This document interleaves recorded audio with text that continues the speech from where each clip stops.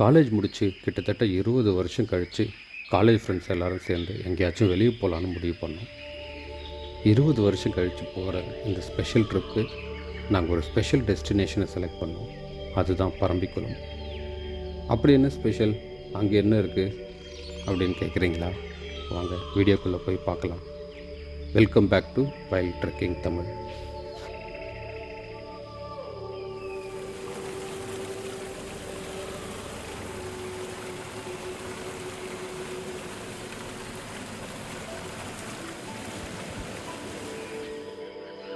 நாங்கள் சென்னையிலிருந்து கிளம்பி செங்கல்பட்டு, திருச்சி, ஒட்டன்சத்திரம், ஆனமலை செக் போஸ்ட் மற்றும் டாப் ஸ்லிப் செக் போஸ்ட்டை தாண்டி பரம்பிக்குளம் ரீச் ஆனோம். கூட படித்த எல்லாருமே வேறு வேலையில் வேறு சூழ்நிலையில் இருந்தாலும் ஒன்றா சேர்ந்துட்டா எல்லாரும் நண்பர்கள் தானே. வேறு எந்த வித்தியாசமும் இல்லை. காலேஜ் லைஃப்லேருந்து ஒரு கமா போட்டு மறுபடியும் தொடங்கின மாதிரி இருந்துச்சு அந்த பயணம். மறந்து போன மாமா மச்சிங்கிற வார்த்தையெல்லாம் எங்கேருந்து சடனாக வந்துச்சுன்னு தெரியல. ஆஃபீஸ் டென்ஷன், வீட்டு கவலை எல்லாம் எந்த பக்கம் போச்சுன்னே தெரியல. அங்கே இருந்தது எல்லாமே சந்தோஷமும் மகிழ்ச்சியும் மட்டும்தான். மனசில் இருந்த எல்லாத்தையும் பேசணும், வாய் வலிக்க பாட்டு பாடணும். ராத்திரி பொழுது எப்படி போச்சுன்னே தெரியல. விடியும் பொழுது சேத்துமடை செக் போஸ்ட் வந்து சேர்ந்தேன்.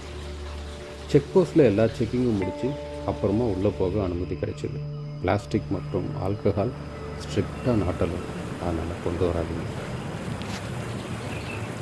சேத்துமடை செக் போஸ்ட்லேருந்து பரம்பிக்குளம் போக 30 கிலோமீட்டர் பயணம் பண்ணணும். கண்ணு கெட்டின தூரம் வரைக்கும் அடர்ந்த காடுகளும் மலைகளும் மட்டும்தான் தெரியும். அந்த டென்ஸ் ஃபாரஸ்ட்டில் ட்ரைவ் பண்ணுறது மனசுக்கு ரொம்ப நிறைவாக இருக்கும். இன்னும் போய்கிட்டே இருக்கலாம்னு தோணும். பரம்பிக்குளம் நேஷ்னல் பார்க் கேரளா மாநிலத்தோட மேற்கு தொடர்ச்சி மலையில் அமைஞ்சிருக்கு. என்னதான் இது கேரளாவில் அமைஞ்சிருந்தாலும் இங்கே போகணுன்னா தமிழ்நாடு வழியாக மட்டும்தான் போக முடியும். இதோட மொத்த பரப்பளவு 10,336 சதுர கிலோமீட்டர். இதில் வெறும் 252 கிலோமீட்டர் தான் பஃபர் ஜோன். அதாவது இந்த 252 சதுர கிலோமீட்டரில் மட்டும்தான் மனிதர்கள் வசிக்கவோ நடமாடவோ முடியும். இங்கே 6 மலை கிராமங்கள் இருக்குது. இதில் 296 குடும்பங்கள் வசிக்கிறாங்க. இதோட மொத்த ஜனத்தொகை 1254. இங்கே 25லிருந்து 30 புலிகள் வரைக்கும் இருக்குன்னு சொல்கிறாங்க. அது மட்டும் இல்லை, இங்கே யானைகள், சிறுத்தைகள், காட்டெருமைகள், கரடிகள், மான்கள்னு பல்வேறு விலங்கினங்களும் பறவை இனங்களும் இருக்குது. இங்கே தூணக்கடவு மற்றும் பரம்பிக்குளம்னு 2 பெரிய டேம் இருக்குது. இது இங்கே இருக்க மக்களோட குடிநீர் தேவைக்கும் தமிழ்நாடு மற்றும் கேரளாவோட பாசனத்திற்கும் பயன்படுது. 2 வீலரில் வந்தால் சேத்துமடை செக் போஸ்ட் வரைக்கும் தான் அலோவ் பண்ணுவாங்க. செக் போஸ்ட்டை தாண்டி 4 வீலரில் மட்டும்தான் உள்ளே போக முடியும்.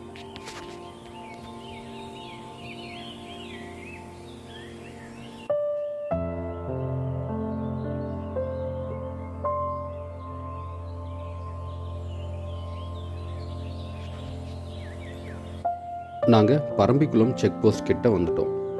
செக் போஸ்ட்டில் எங்களோட புக்கிங் டீட்டெயில்ஸை வெரிஃபை பண்ணிவிட்டு உள்ளே போக அனுமதி கொடுத்தாங்க. பரம்பிக்குளமில் இங்கே வசிக்கிற மலைவாழ் மக்களும் ஃபாரஸ்ட் ஆஃபீஸர்ஸும் தவிர வேறு யாரும் தங்க அனுமதி கிடையாது. அப்படி தங்கணுன்னா நாம் முன்கூட்டியே அகாமடேஷன் புக் பண்ணியிருக்கணும். புக்கிங்ஸ் ஆன்லைனில் மட்டும்தான் கிடைக்கும். நாங்கள் பரம்பிக்குளமில் இருக்க டென்ட் நிச் அப்படிங்கிற அகாமடேஷனில் தான் புக் பண்ணியிருந்தோம். இது தவிர இங்கே வேறு நிறைய அகாமடேஷன் ஆப்ஷன்ஸும் இருக்குது. புக்கிங் லிங்கை டிஸ்கிரிப்ஷனில் கொடுத்துருக்கேன், செக் பண்ணி பாருங்கள்.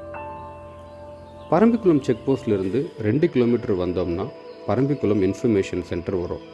இங்கே நாம் புக்கிங் டீட்டெயில்ஸை காட்டினா நமக்கு ரூம் அலாட் பண்ணி கொடுப்பாங்க.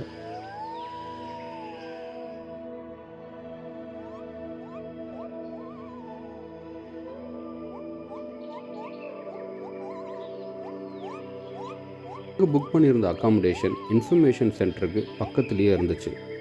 எங்களோட ரூம் கீஸை வாங்கிட்டு உள்ளே போனோம்.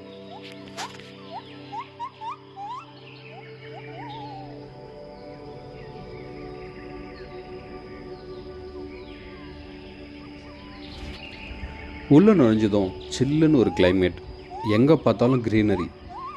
அந்த இடமே ரொம்ப அழகாக அமைக்கப்பட்டு இருந்துச்சு.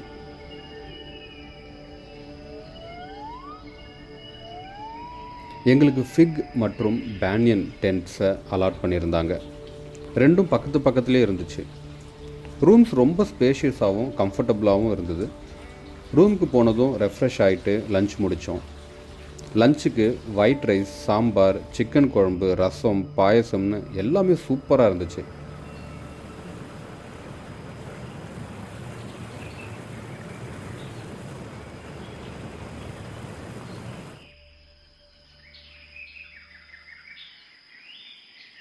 லஞ்ச் முடிச்சுட்டு ஃபாரஸ்ட் வேனில் ஈவினிங் சஃபாரிக்கு கிளம்பினோம். வழிநெடுக்க நிறைய மான் கூட்டங்களை பார்த்தோம். பரம்பிக்குளமோட ஸ்பெஷாலிட்டியே அந்த காடுகளோட அன்டச்சுடு பியூட்டி தான். எங்கே திரும்பினாலும் பச்சை பசேல்னு கண்ணுக்கு குளிர்ச்சியான காட்சி தான் தெரியும். அனிமல்ஸை பார்க்குறோமோ இல்லையோ, அந்த காடோட அழகை பார்த்துக்கிட்டே நாம் மெய் மறந்து பயணிக்கலாம்.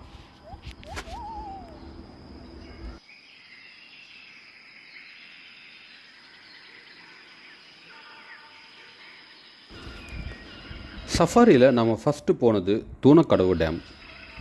இந்த டேமை பரம்பிக்குளம் நதியிலிருந்து பிரிஞ்சு வர தூணக்கடவு அப்படிங்கிற நதிக்கு குறுக்க 1965 கட்டினாங்க.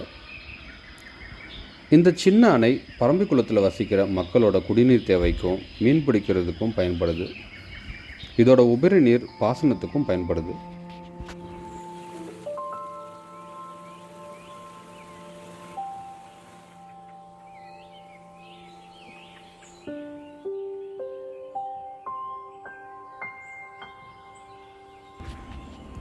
அடுத்ததாக நாம் போக போகிறது கன்னிமரா டீக்.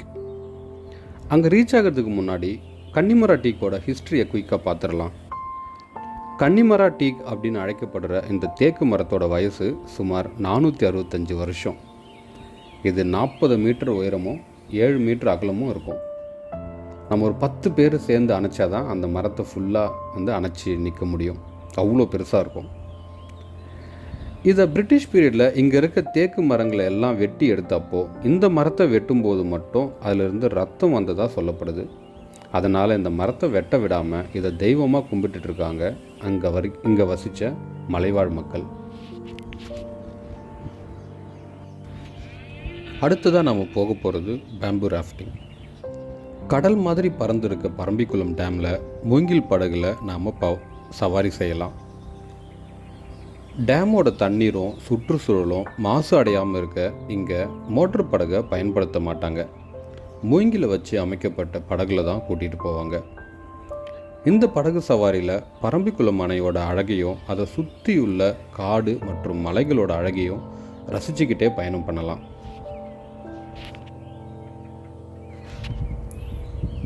நாம் பேம்பு ராஃப்டிங் முடிக்கும்போதே பொழுது நல்லா இருட்டு தொடங்கிடும். அந்த சாயங்கால வேலையில் அடுத்ததாக நம்ம பார்க்க போகிறது மலைவாழ் மக்களோட பாரம்பரிய நடனம் தான். மலைவாழ் மக்களோட பாரம்பரிய இசைக்கருவிகளில் வர இசையும் அந்த இசைக்கு ஏற்ற மாதிரி இசைந்து ஆடுற மலைவாழ் மக்களோட நடனமும் பார்க்க ரொம்ப அழகாக இருக்கும். இந்த நடனம் முடியும் போதே நல்லா இருட்டிடும். இங்கே இருந்து நாம் தங்கி இருக்க டென்ட்டுக்கு போக 20 கிலோமீட்டர் பயணிக்கணும். நல்லா இருட்டிட்டதால் நிறைய விலங்குகளை சாலையோரமாகவே நல்லா பார்க்க முடிஞ்சுது.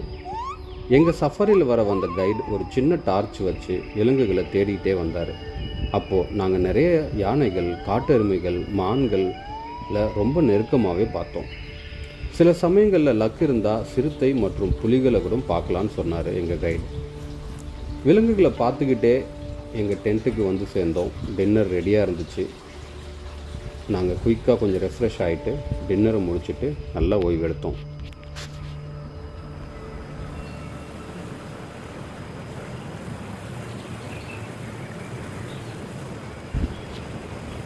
மறுநாள் காலை பொழுது பறவைகளின் இசையோடு ஆரம்பிச்சுது. லேசான மழை சாரலில் அந்த காட்டை ரசிச்சுக்கிட்டே குடித்த அந்த காஃபி இன்னும் நினைவிலிருந்து விலகலை. காஃபி குடித்து முடிச்சுட்டு ட்ரெக்கிங் கிளம்பினோம். கைடு ஒருத்தர் எங்கள் கூடவே வந்தார். அந்த காலை வேளையில் லேசான மழை சாரலில் அந்த காட்டில் நடந்து போனது மனசுக்கு ரொம்ப இதமாக இருந்துச்சு. அந்த மாதிரியான ஒரு நடைப்பயணம் மறுபடியும் நம்ம லைஃப்பில் வருமானு தெரியல. அப்படி ஒரு அனுபவத்தை கொடுத்தது அந்த நடைப்பயணமும் அந்த காடும். நாங்கள் முடியவே கூடாதுன்னு நினச்ச இந்த பயணமும் முடிவுக்கு வந்தது. நண்பர்களோடு சேர்ந்து பயணித்த அந்த 2 நாள் வாழ்நாளில் மறக்க முடியாத நாட்கள்.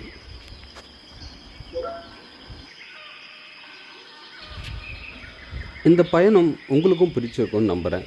பிடிச்சிருந்தால் ஒரு லைக் போடுங்க. இந்த அனுபவம் உங்களுக்கு எப்படி இருந்துச்சுன்னு கமெண்ட்டில் சொல்லுங்கள்.